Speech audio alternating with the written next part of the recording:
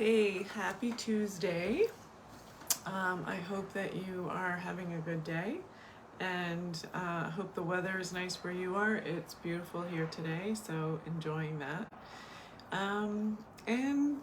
Today I wanted to talk about change, the bumpy process of creating change in our lives.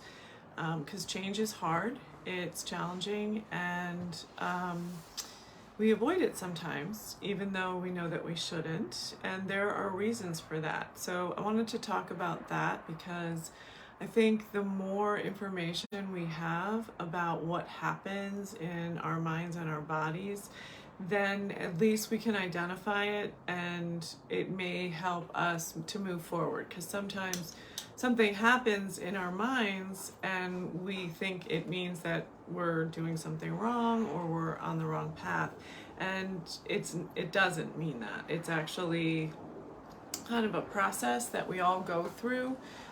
It's just the way that our brains work, and so the more information you have about what that looks like, the easier it is to kind of have that awareness and talk yourself down from the ledge, essentially.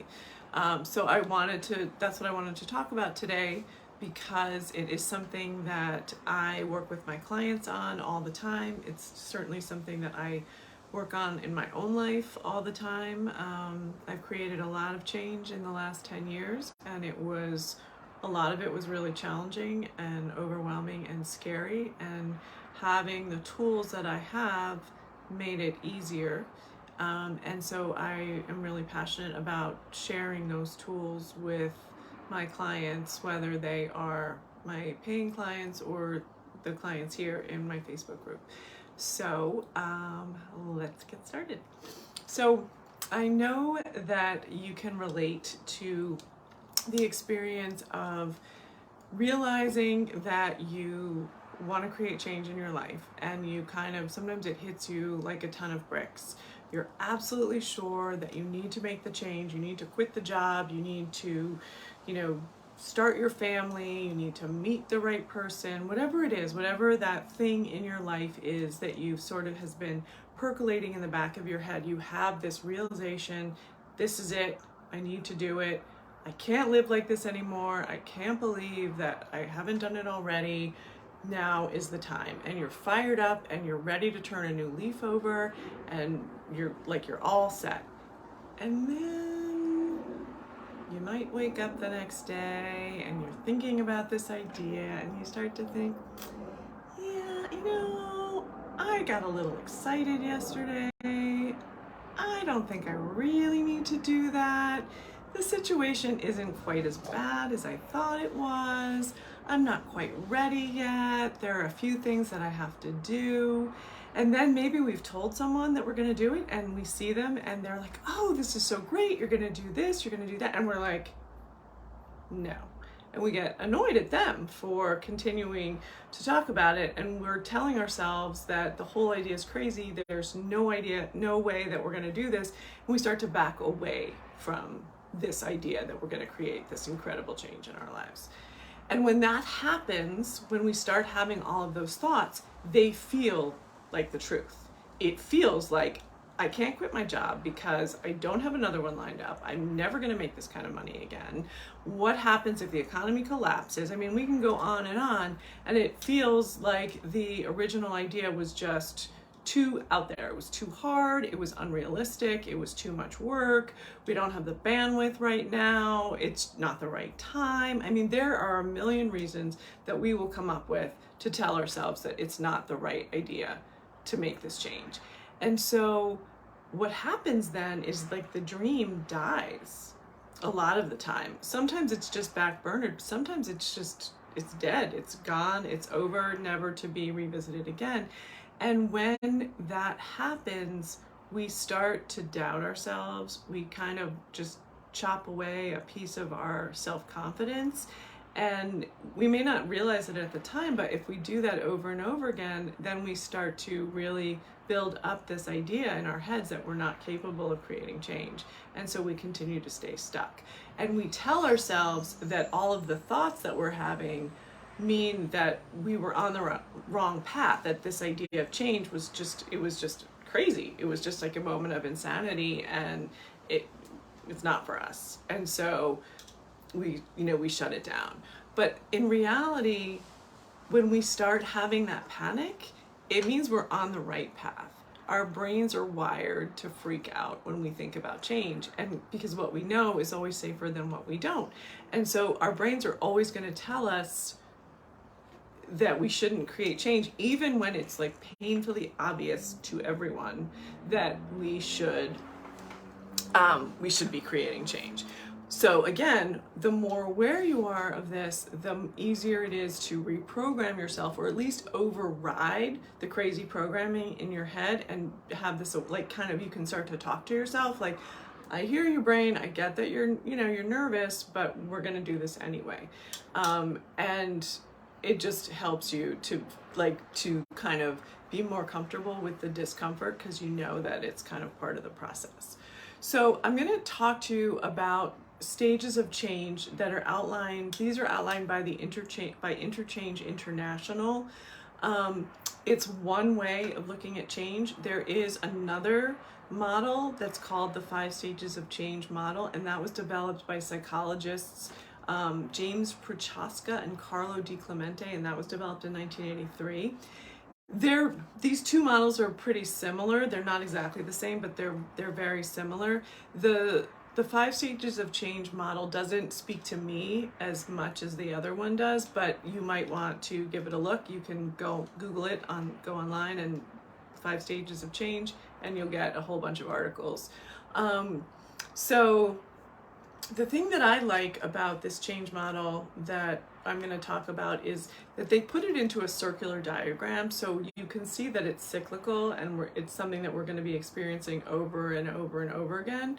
And I definitely think that that's true, but I also think that, and they don't kind of deal with this part of it, is that we can circle through some of the stages over and over again before we move on to the next stage, and I'm going to talk about that in a minute. But so first I'm going to walk you through what these stages are, and then I'm going to talk to you about my experiences with them and some of the experiences of some of my clients. So the first stage is loss, and the emotions that accompany, or that often accompany that stage, are fear, caution, and paralysis. It's also known as denial. So this is when you either can't or won't admit to yourself that there is a need for change, or maybe you have admitted it on some level, but it's so overwhelming, you shut it down. So you may have experienced a situation where like a light bulb goes on and you realize that you have this thought or this feeling about creating change, and it's so terrifying or overwhelming, you just clamp it down, sweep it under the rug, try to not ever think about it again. So that's the stage of loss. The next stage is doubt. And when you're in doubt, the feelings that you might be experiencing are resentment, resistance, and skepticism. So when you're in this stage, you don't really believe that you can create change, and you might get annoyed at anyone who talks to you about it, and you may resist dealing with it by like not taking the steps that you know would start to move you forward, or that you've said you were going to do. Or you may like have this plan, and then tomorrow I'm going to do A, B, and C, and then tomorrow comes and you completely forget about it. You just block it right out of your mind, and then when you realize what you've done, you're kind of like, how did I do that? Oh, I completely forgot. It's not my fault. That's the doubt stage, and it's your brain saying, nope, we're not dealing with this. We're just gonna block it out completely. Stage 3 is the discomfort stage. This is a big one. This is the one that I see a lot with my clients. It's the one that I see in myself a lot. So if you're in the discomfort stage, you experience anxiety, you may be really unproductive, you may be procrastinating, you may be avoiding things. You know what you need to do to make a change. You have kind of acknowledged that this is a change that needs to happen, but you either take steps and then you feel physically ill, or your mind starts to come up with reasons that it's not a good idea, or you know that there are steps that you're going to take, and like that you need to take, that you want to take, like, I need to have this conversation with my boss, I'm going to do it tomorrow. And then tomorrow comes, you don't have that conversation, you put it off. Next week I'm absolutely going to have that conversation, and it doesn't get done, because when you think about it, when you start to imagine that conversation with your boss, you want to throw up, because it's so uncomfortable, it feels so scary, it's so threatening, and you just can't make yourself do it, even though you know that you should. And so that's when we can start to go into those thoughts about, yeah, it's not really that big a deal, I don't know what I was thinking. When we try to talk ourselves out of it, tends to be in this discomfort stage. The next stage is the discovery stage. And so the emotions that can go with that are creativity, feeling energized, having this sense of anticipation, because you're starting to see the impact of some of the changes that you're making, of some of the steps that you've been taking, and you're starting to feel a little bit more comfortable with it. You can kind of see the light at the end of the tunnel. You know you're on the right path, even if it feels difficult. Sometimes if you're in this discovery phase, you may still be at a point where the decisions that you're making to move forward are kind of excruciatingly painful, but you're able to do it because you know that it's the right thing. It doesn't mean that it's easy. It doesn't mean that there's not a lot of emotion involved, but there's something kind of propelling you forward. And it's this understanding that this change, as difficult as it may be, is going to put you in a better place down the road. And then the last stage in this model is understanding. So the emotions that go with this are being productive, feeling really confident about yourself, being very pragmatic. So again, the impact of what you're doing is really clear. You really get it, and you kind of wonder, like, how did I ever live the other way for such a long time? And then stage 6 is called integration. So you feel really satisfied with where you are. You're very focused. You're feeling pretty proud of yourself because you've done this incredible thing. And you also have a lot of generosity, and you can be more present in your life because you're not expending so much energy being miserable or resisting this change. You kind of let that go, and you're not carrying the baggage. So you're not as focused on your own discomfort, and it frees up some space for you to be more generous to the people around you.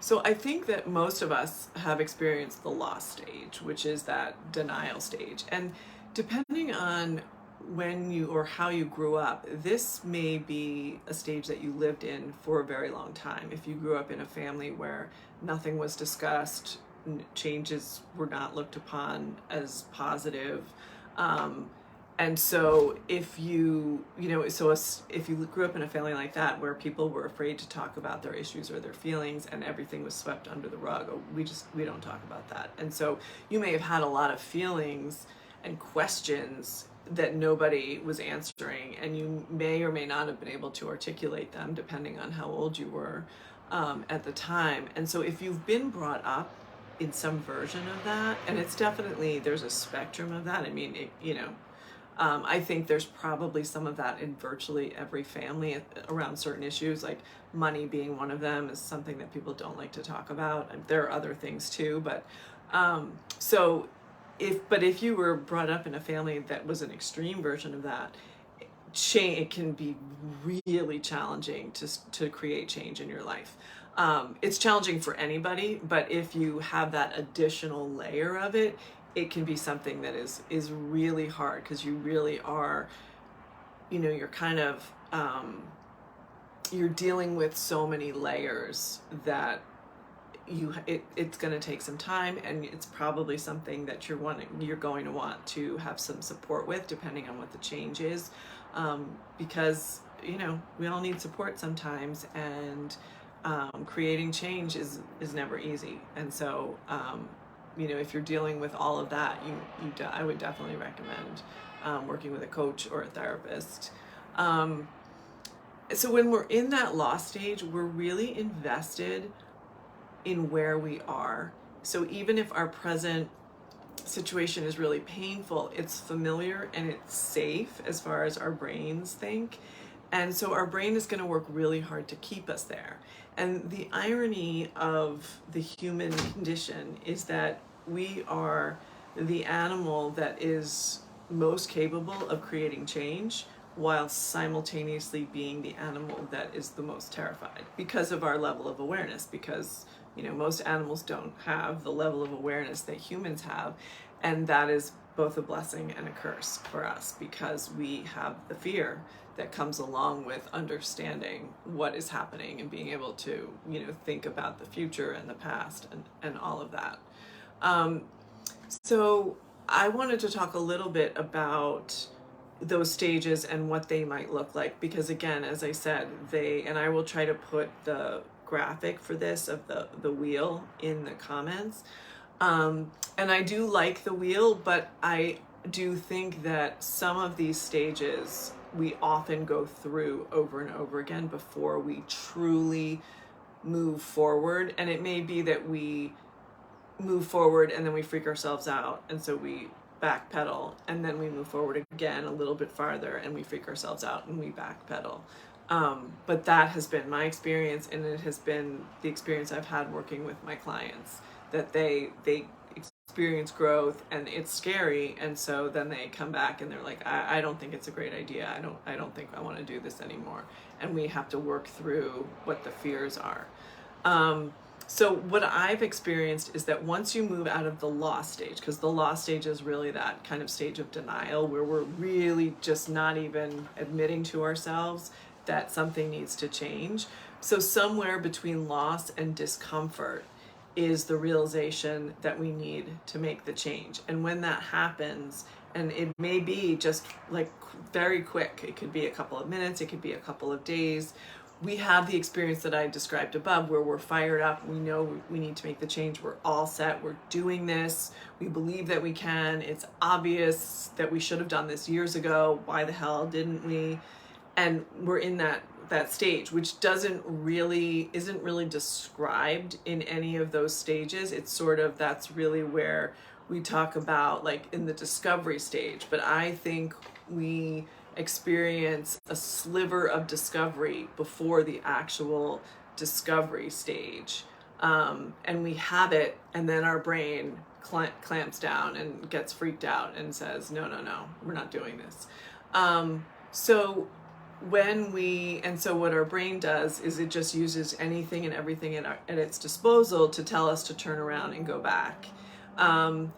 It gives us worst case scenarios. If you do this, oh my God, this could happen, that could happen, that could happen.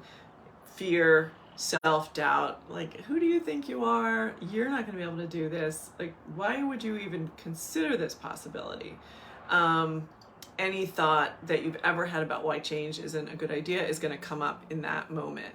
And so that's the moment when it's like a sliding door moment. I was talking about this to someone the other day, actually about something different, but the movie Sliding Doors with Gwyneth Paltrow, if you haven't seen it, it's from the 90s. It's a really good movie, but essentially it's about the choices that we make. And if we make this choice, we go in this direction. And if we make that choice, we go in that direction. And we never know what would have happened if we make that other choice. But the choices that we make can send us on very different paths. And so I think that moment where we have the realization that we need to make the change, and then suddenly our brain is freaking out, that's a sliding door moment, because we have to decide, as Brene Brown says, courage over comfort. Courage or comfort. She talks about, we always want to take courage over comfort, but we have that choice. Are we going to be brave and move forward even though we're freaking out and it's so uncomfortable? Or are we going to choose comfort, where we just stay where we are because moving forward is so terrifying? And so when we're in that place, that sliding door moment, our brain is going to tell us that it's not important, that we're, it's not a big deal. But if we're in that place, that is a signal that it is very important, and it's something that we have to give a lot of thought to. Because think about this. If the reason something in our body or our mind is saying this change is needed or a change is needed, because if it didn't mean that much to us, we'd either not make the change and not think about it ever again, or we'd make the change and it would be no big deal. So think about a job that maybe you had that you didn't like and you decided to quit, and you gave notice and you moved on and you didn't look back, no big deal. Or maybe there was a relationship that you had that was fine, like you liked the person well enough and you had fun, but it wasn't, the earth didn't move under your feet. It wasn't the relationship of a lifetime. And at some point, it just became obvious that it wasn't going anywhere. And so you walked away. And that was it. There was no drama because you didn't care that much. You weren't that invested. So when we care, when the ground is moving under our feet, when it feels like we're in an emotional earthquake, when there is drama in our minds, that means we need to pay attention, because something is going on. Our brain is freaking out about something, and we need to figure out what that is, because otherwise it's going to keep happening and it's going to keep us stuck. So, but the other thing I want to be really clear on is when that moment happens, we want to, realize that it's a big deal and we want to pay attention. But the change that we think we need to make may not be the change that we actually need to make. And that is a really important thing to keep in mind, because sometimes we think we need to make a monumental change, and really we don't. We may need to make some smaller changes, but we don't need to make this huge, burn everything to the ground and start over. That may not, sometimes it might need to happen, but sometimes it doesn't. And so you want to get really clear on what needs to happen, because you don't want to burn everything to the ground if you don't need to do that. So for example, it might be, let's say you and your partner have a fight, and it may be like a difficult, challenging fight. And you decide, you walk away from the fight and you think, that's it, we're done, I'm leaving, I can't stay in this relationship anymore. And maybe you're in a rough patch and it feels like, maybe it's not working. But it might also be that there are some underlying issues, maybe some things that are bothering you that you haven't communicated with this other person. And so the resentment is building up, and you're blowing up or they're blowing up, and it's not really whatever it is that you're fighting about, it's this other stuff underneath. So just as an example, maybe one person is feeling like, they are dealing with the lion's share of, childcare and the home, and they're exhausted and they're stretched thin and they're really pissed off about it, but they haven't communicated that to their partner, who thinks everything's great. Or maybe someone is the primary breadwinner and is feeling a lot of stress about money, and they feel like their partner is overspending and they're killing themselves to, support the family, and their partner is making these big purchases that they haven't discussed, and do they really even need them? And, so in relationships, there can be a lot of underlying feelings that if we allow them, if we don't have the courage to create the change of starting to talk about them, can then mean that we blow everything up, and that's not what we wanted to do at all. So our fear of change can often lead to the need for bigger change that we really didn't want. So it's really important to pay attention to what's happening and figure out what you need. Is it this big, incredible change, or is it something smaller? So you have to be really honest with yourself and really ask yourself some hard questions. And what happens is when we have this, this change that we think that we need to make, and we start avoiding it, and we know we're avoiding it, we can go down the rabbit hole of judging ourselves. And so judging ourselves looks like or sounds like, I don't know what my problem is.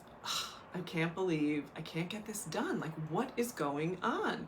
It's not a big deal. What am I so afraid of? Like, I'm not recreating the wheel here. Like, what? I just need to mail the check or pay the bill or have the conversation with my boss or, my partner, or say no, set the boundary, whatever it is. We don't do it. We tell ourselves it's not a big deal to do it, yet we're not. And then we judge ourselves, we get angry with ourselves, and we go into this whole self-blame and self-shame thing. And when we start doing that, it's not helping the situation at all. It just keeps us stuck. Again, part of it is our brain. This is what our brain does, trying to keep us safe. And it will be very mean to us if it thinks that that's going to be what it takes.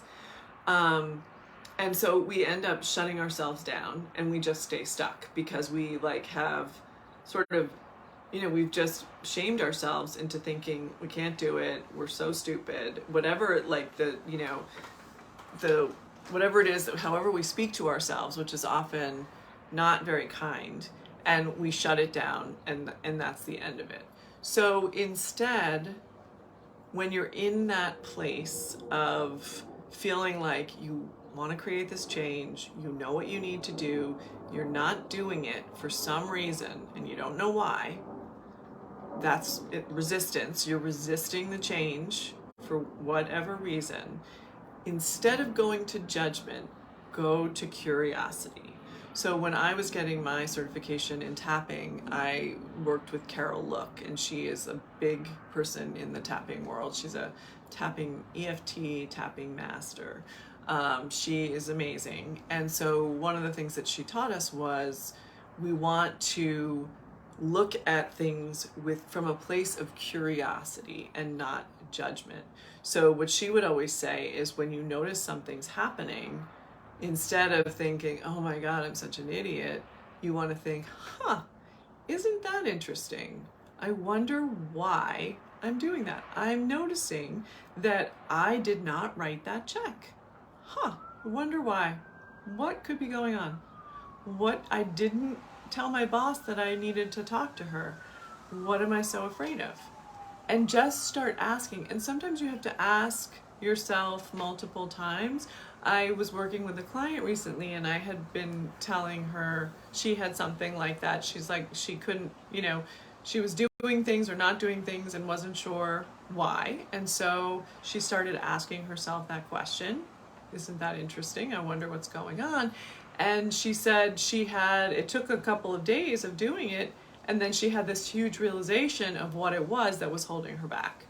And she was then able to make the change. So when you can look at the situation through the eyes of curiosity and not judgment, it's going to free you up to be able to make some of those small steps to move forward.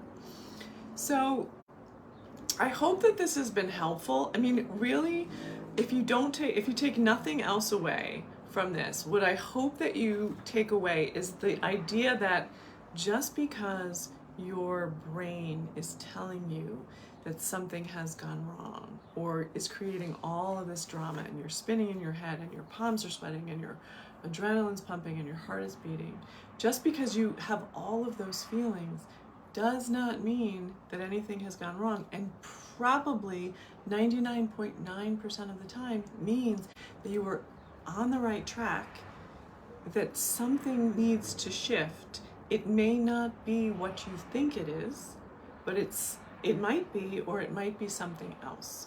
And so you really need to pay attention to that and start to get clear on what is going on for you under the surface, so that you can make the best possible decisions for yourself based on your thoughts and your feelings about the situation.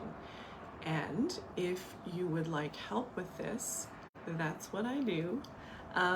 So reach out to me and we can set up a free 60-minute consultation so that we can talk about what the coaching process looks like, what it might look like for you, and if it makes sense for you.